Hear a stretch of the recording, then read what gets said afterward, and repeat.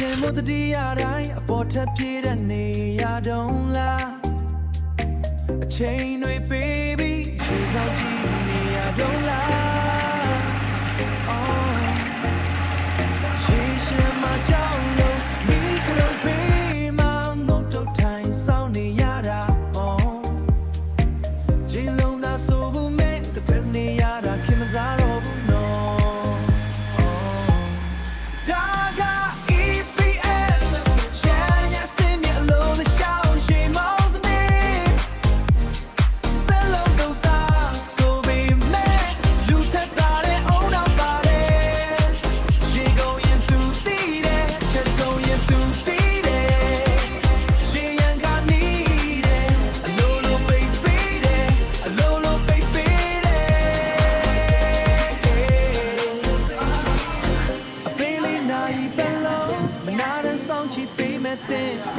ရေတာဝန်ခံစေ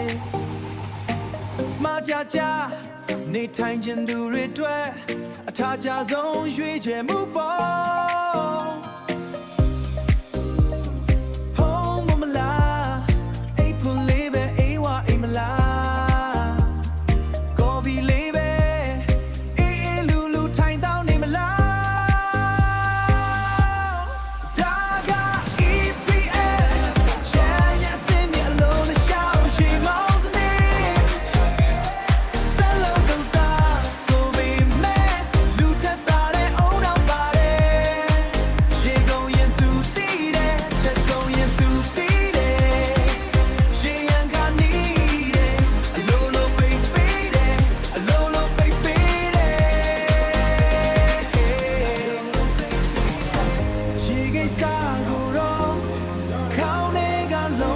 ထုတ်ထားလိုက်တော့